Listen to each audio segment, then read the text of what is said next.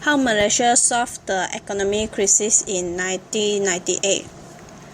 There are 4 ways. First, stabilization of the ringgit. Malaysia responded to the economic crisis stabilization of the ringgit and the second restriction on the outflow of short-term capital.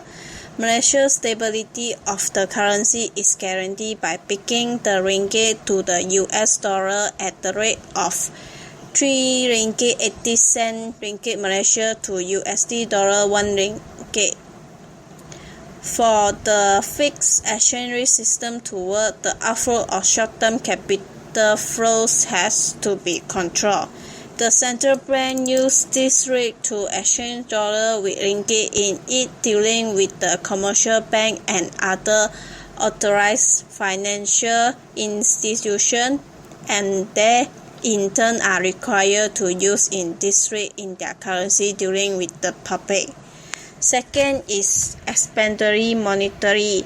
The government reduced the statutory reserve requirement, which is the fund where banks are required to maintain with the central bank as prudential measure, from 13.5% to 10% in February 1998 and 8% in July 1998 and 4% in October 1998. This released significant liquidity to the central bank. With the reduce of SRR, an additional $10 billion has been injected into bank system that would help to increase business and economic activity. The government also set a target for banks to increase their loan by 8% in 1999. Interest rate beginning to decrease and restriction on debt repayment is.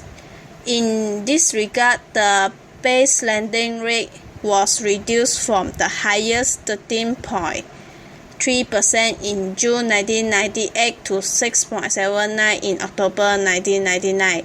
Lending rate was consequently reduced from a high 24% in February 1998 to 7.91% in October 1999.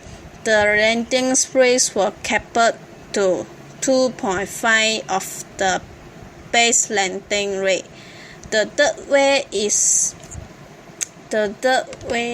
expansionary fiscal policy. The initial contractional fiscal policy, which has planned to cut government expenditure by 18% in December 1997, was reserved. In July 1998, a fiscal stimulus package was announced.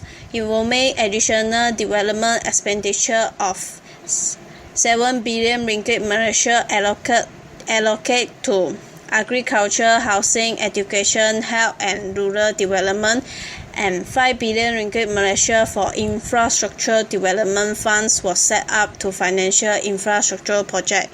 The federal government has budget surplus equivalent to 0.8% of GNP in 1996, and this rose to 2.5% in GNP in 1997, reflecting the expansionary measure. The fiscal position then turned into budget deficit of 1.8% in 1998, which increased 3.2% in 1999 and 5.5% in 2001. The last way is reform and structure the financial and corporate sector. The depreciation of ringgit has adverse effects on banking sector. Many companies, including large corporates that have borrowed from the bank, were unable to repay loans. As a consequence, banks are unable to provide sufficient funds to financial business activity.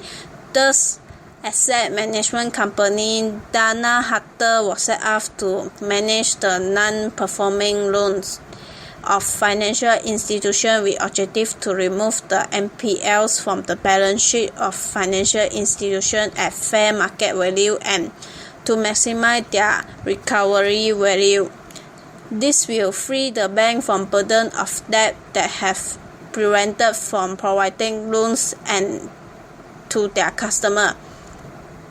As the capital base of bank had been affected by decline in share price and NPL, this bank need to recapitalize. Special purpose vehicle Dana model was set up to capitalize and consolidate the bank sector to inject capital into banks facing difficulties. This injection of capital will enhance resilience of bank, increase the capital to grant new loan, and consequently speed up economic recovery process.